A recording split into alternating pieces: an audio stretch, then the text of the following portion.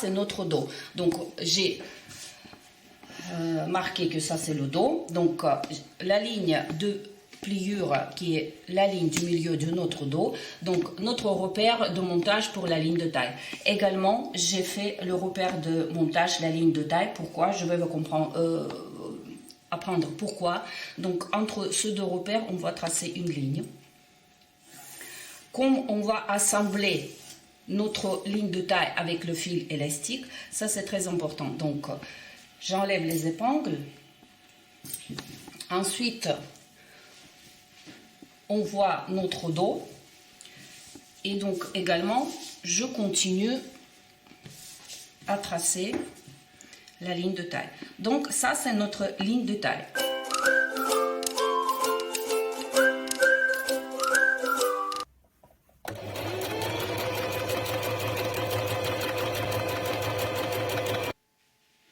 Donc voilà le résultat, la ligne de côté. Donc j'ai surjeté, j'ai passé la machine à coudre à côté.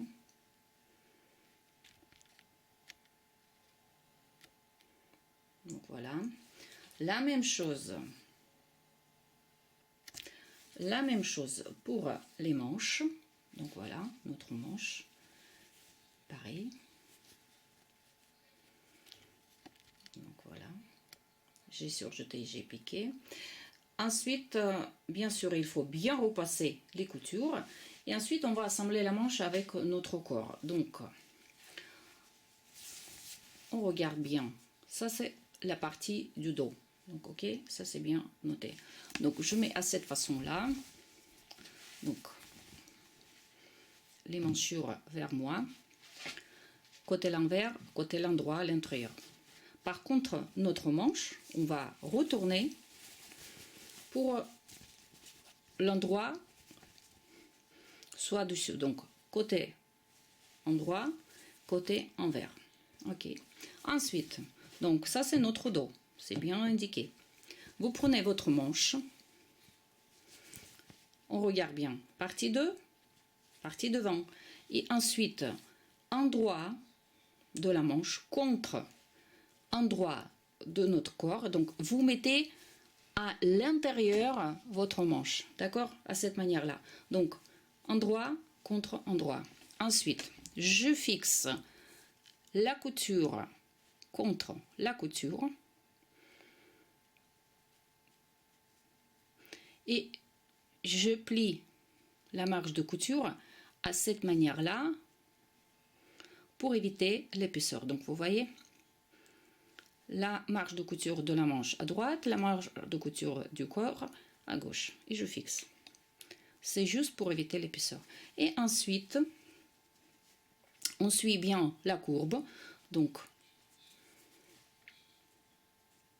les points hauts des manchures face à face. Ensuite, je suis juste la courbe et je fixe pour pouvoir surjeter. Donc voilà. Et on fait la même chose pour le devant. Donc les points hauts. On suit la courbe. Ça tombe tout seul, presque tout seul. Donc vous voyez, ça signifie qu'on a bien modifié notre patron de base. Et donc voilà. Regardez notre manche. Donc voilà. Notre manche et notre... Voilà. Avec le corps. Vous faites la même chose avec deuxième manche. Et ensuite, on va surjeter et piquer du côté de la manche.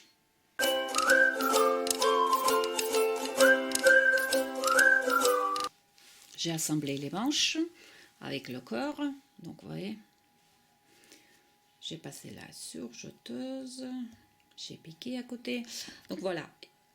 Maintenant, on va s'en occuper, avant de passer les fils élastiques, on va s'en occuper de la ligne haute de notre blouse. Donc, moi, je vous propose de passer le bord roulé à 3 fils avec la surjeteuse.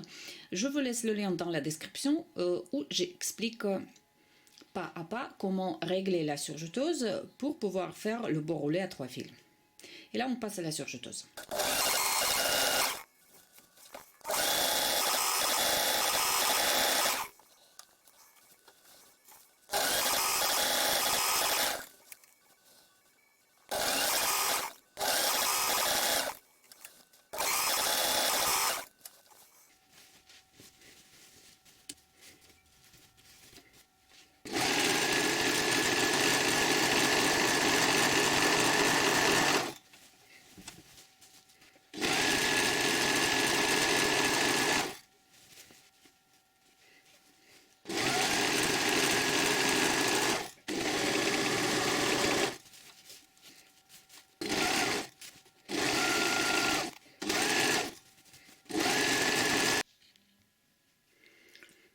Donc voilà, j'ai passé le bord roulé à 3 fils. J'ai fait également pour les manches. Donc voilà. Il risque à retirer des petits fils qui dépassent. Et ça, je vais découper. Donc voilà.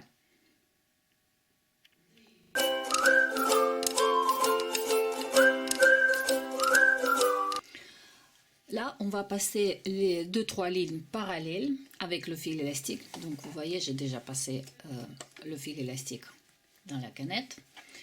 Donc, je pose mon ouvrage au-dessous du pied de biche. Donc, je regarde bien que là, le bord roulé soit au niveau du bord de mon pied de biche. Et ensuite, je commence donc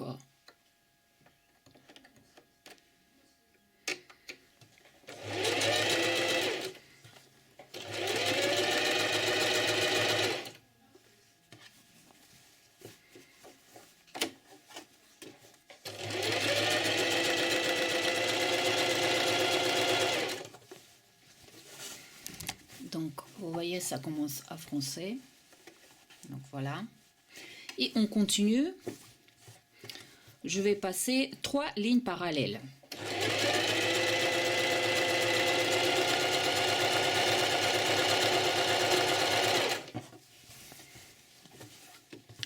Là ici pour le haut de ma blouse, j'ai pas tracé les lignes parce que je vais faire parallèlement ligne par ligne. Donc là mon repère c'est le bord de mon ouvrage et donc je vois bien que le bord roulé soit parallèle au bord de mon pied de biche.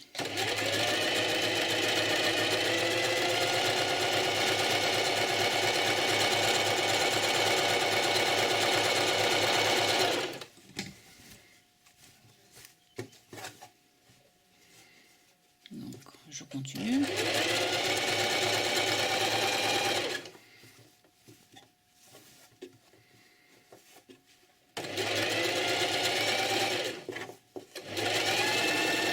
Donc là, j'arrive au début de ma couture. Donc, j'arrive à ce niveau-là. Je continue 2-3 mm. Je laisse l'aiguille dans mon tissu. Je lève le pied de biche. Je tourne mon tissu. Je baisse le pied de biche. Donc, je fais 1 cm. Stop. Ensuite, je garde toujours mon aiguille dans le tissu. Ensuite, donc, mon aiguille toujours dans le tissu. J'ai tourné pour pouvoir passer une ligne parallèle. Donc là, hop. Donc, pour que ça soit bien correct, sans pliure. Ensuite, je baisse le pied de biche. Donc voilà. Je contrôle. Ensuite, je dois bien étirer mon tissu, d'accord, mon ouvrage. Et je contrôle que ma ligne soit parallèle et carrément au niveau du bord droit de mon pied de biche. Donc, je tire mon tissu et je continue.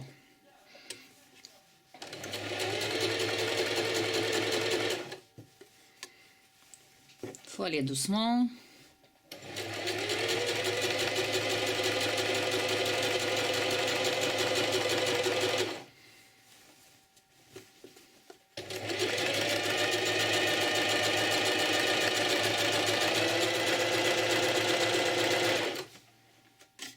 Et donc, vous continuez comme ça. Je vais finir deuxième ligne et je vais passer au troisième.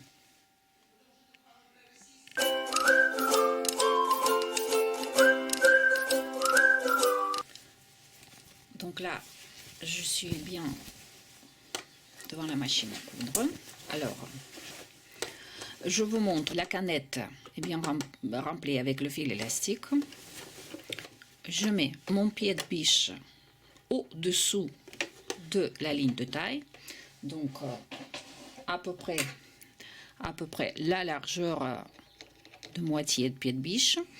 Et ensuite, comme d'habitude, donc j'ai bien réglé la tension de fil, la longueur de pan, et tout doucement je démarre. Donc pendant la couture, je regarde bien, je contrôle que le bord de mon pied biche soit parallèle de la ligne de taille.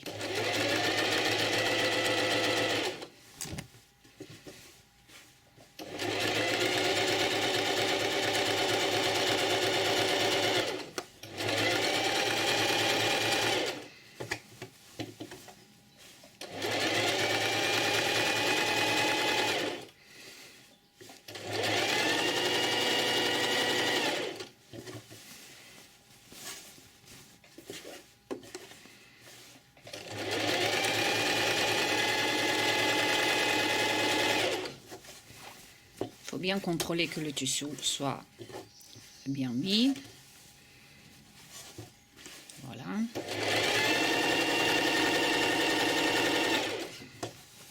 Pas de plis. Là, on arrive au début de notre couture. D'accord? Donc, vous avancez tout doucement. Vous arrivez en face de votre première couture, donc vous faites 2-3 mm, vous laissez l'aiguille dans le tissu, vous tournez.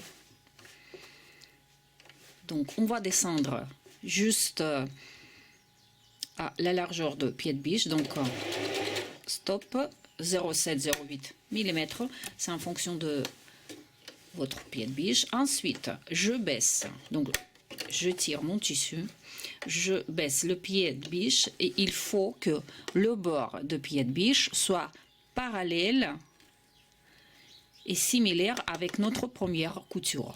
Et ensuite, en étirant le tissu, je continue. Par contre, il faut bien étirer. Et donc,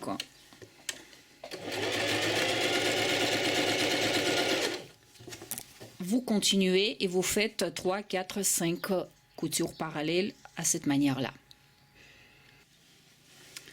Donc là, j'arrive à la fin. Donc ça va faire 8e ligne. Donc 1, 2, 3, 4, 5, 6, 7, 8e. Donc je suis en train de finir.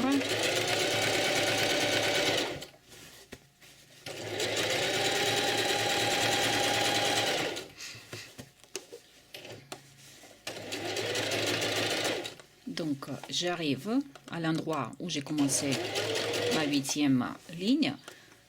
Ensuite, j'étire bien. Il faut que l'aiguille tombe dans la couture et vous faites marche arrière. Voilà. Et j'enlève.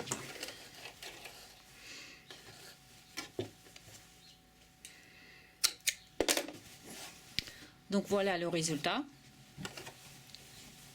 J'ai passé 8, donc vous voyez, j'ai bien laissé l'espace entre la ligne de taille naturelle et j'ai démarré vers le bas.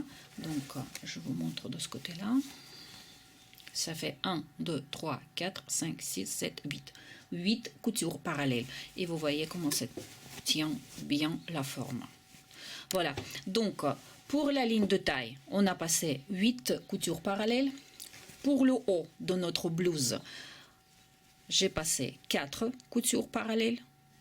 Et donc, vous faites également la même chose pour le bas de la manche. Donc, en haut et en bas de manche, ça doit faire, ça c'est selon mon goût. Donc, j'ai passé en haut 4 lignes parallèles. Et donc, je veux faire en bas de la manche, pareil, 4 coutures parallèles. Donc, j'ai essayé ma blouse. J'ai vu que c'est un peu longue pour moi. Donc, j'ai décidé d'enlever 6 cm. Donc, à partir de la ligne du bas, tout autour de ma blouse, j'ai tracé 6 cm. Et comme ça, je coupe selon la ligne. Et il reste à faire les bretelles. Donc, voilà. Donc, je vais passer à la surjeteuse pour faire le bord roulé à 3 fils. Et ensuite, je vais faire les bretelles.